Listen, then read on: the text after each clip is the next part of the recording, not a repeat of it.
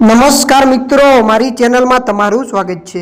મિત્રો, Vadodara Delhi Mumbai express way પર પાદરાના સમિયાલા નજીક ગત મોડી રાત્રે એક અત્યંત કાળજું કંપાવી દેનારો અકસ્માત સર્જાયો હતો।